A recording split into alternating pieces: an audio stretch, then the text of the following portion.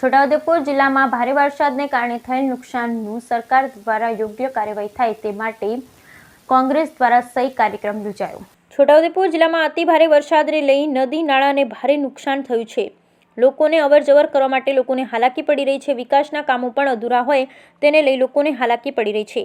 તેવા મુદ્દા સાથે કોંગ્રેસના કાર્યકરોએ સહી ઝુંબેશનો કાર્યક્રમ કરી લોકોમાં જાગૃતતા આવે, લોકોની સમસ્યા દૂર થાય તે માટે યુદ્ધના ધોરણે કામગીરી કરવામાં આવે તે માટે સરકારનું ધ્યાન દોરવાનો પ્રયાસ કરવામાં આવી રહ્યો છે। રાજ્યમાં પડેલ ભારે વરસાદને લઈ ભારે નુકસાની વેઠવાનો વારો લોકોને આવ્યો ત્યારે છોટાઉદેપુર જિલ્લો પણ બાકાત નથી રહ્યો। ભારે વરસાદને લઈ નદી પર નાળાનું અને બ્રિજોનું ભારે નુકસાન થયું છે। છોટાઉદેપુર જિલ્લામાંથી પસાર થતો નેશનલ હાઈવે નંબર 56 કે જે પાવી જેતપુર તાલુકામાંથી પસાર થઈ રહ્યો છે, આ માર્ગ ઉપર ભારજ નદી પરનો બ્રિજ ગયા વર્ષે નદીમાં પૂર આવવાથી 2 પાયા બેસી ગયા છે, જેથી બ્રિજ ભારજ નદીમાં ભારે પાણી આવવાથી 2 ભાગમાં વહેંચાઈ ગયો, જેથી હવે આ બ્રિજ પૂર રાહદારીઓ માટે અવરજવર કરવા માટે બંધ કરવામાં આવ્યો। માર્ગ બંધ થતાં હવે લોકોને 30 કિલોમીટરનો ફેરો લગાવવાનો વારો આવ્યો। ગયા વર્ષે બ્રિજના 2 પાયા બેસી ગયા છતાં વર્ષે તંત્ર તરફથી ડાયવર્ઝન 2.39 કરોડના ખર્ચે બનાવવામાં આવ્યું, પણ ફક્ત 4 માસ વરસાદી પાણીમાં ડાયવર્ઝન પાણીમાં વહી ગયું। સરકારના કરોડો રૂપિયા પાણીમાં વહી ગયા। આવા અનેક જગ્યાએ બ્રિજો આવેલા છે, તે બ્રિજોનું આયુષ્ય પૂરું થયું છે, જે પણ જોખમી બની ગયા છે। કેટલાક કોઝવે પણ ધોયા હોય, લોકોને ભારે હાલાકીનો સામનો કરવો પડી રહ્યો છે। વિકાસલક્ષી કેટલીક સેવાઓનો પણ અભાવ એમ વિધાનસભા પૂર્વ વિપક્ષ નેતા સુખરામ રાઠવાએ જણાવ્યું હતું। આદિવાસી અગ્રણી પ્રો અર્જુન રાઠવાએ સરકાર પર આક્ષેપો લગાવી રહ્યા છે કે આદિજાતિ વિભાગની શાળામાં અભ્યાસ કરતા બાળકોને યોગ્ય પોષણક્ષમ આહાર આપવામાં આવ્યો નથી। બાળકોને સાયકલો આપવાની યોજનાથી બાળકો વંચિત રહ્યા છે અને તે સાયકલો કાટ ખાઈ રહી છે। તેવા અનેક મુદ્દાને લઈ સરકારના કાન ખોલવા માટે આજરોજ સહી અભિયાન કોંગ્રેસ તરફથી ચલાવવામાં આવી રહ્યું છે, જેમાં રાહદારીઓ પૂરી સંમતિ આપી રહ્યા છે। Bureau report Rehan Patel, Chhotaudepur. રાજ્યમાં છેલ્લા ઘણા લાંબા સમયથી વરસાદ જે પડ્યો, અતિશય વરસાદ થયો, એને કારણે ઘણું બધું નુકસાન થયું। રસ્તાઓનું નુકસાન થયું, ખેતી પાકને નુકસાન થયું, પુલ તૂટી ગયા। એ બાબતમાં છોટાઉદેપુર જિલ્લો કોઈ બાકાત નથી।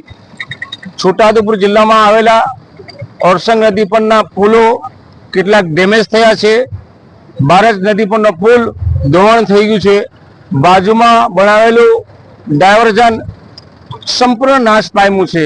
તેવા સમયે સરકારના આંખ ખોલવા, સરકારના તંત્રને જગાડવા માટે, વિવિધ માંગણીઓ સાથે પ્રજાનો જનમત કેળવવા માટે અમારા કોંગ્રેસ સમિતિના સહપ્રભારી અને પ્રભારી ઉષા નાયડુજી અને તેમના માર્ગદર્શન હેઠળ જગાભાઈ અને શશીભાઈના નેતૃત્વ હેઠળ અમારા દિલુભાઈ ઠક્કર બોડેલીવાળા અને જબોગાંવવાળા અમારા ભોલો નટુભાઈ કોંગ્રેસ સમિતિ, અમજદ ખાન, ખાનકા બચ્ચા બધા ભેગા થઈને અમે સરકારની જે જાડી ચામડી છે એ જાડી ચામડીને ખંખોરવાનું કામ, એના સુધી વાચા પહોંચાડવાનું કામ, પ્રજાનો જનમત લઈને સામૂહિક રીતે, આમાં પાર્ટી પોલિટિક્સ નથી, પણ ભાજપવાળા નહીં આવે કારણ કે એમની બોલતી બંધ થઈ જાય, અને એટલા માટે જ કોંગ્રેસ અને આપ પાર્ટીના બધા જ કાર્યકરો અહીંયા ભેગા થયા છે। અને અહીંયા જે રાહદારીઓ જાય છે ચાલતા અથવા તો બાઇક વાળા અને બીજા મિત્રો, એ બધાની અમે સહી ઝુંબેશ, અમે જે આ કદમ ઉઠાવ્યું છે એમાં તમારો સહકાર કેમ છે, અમે જે આ નિર્ણય લીધો છે છોટાઉદેપુર જિલ્લાની પ્રજા માટે એ બરાબર છે કે કેમ, એના માટે અમે આજથી સહી ઝુંબેશ ચાલુ કરી છે।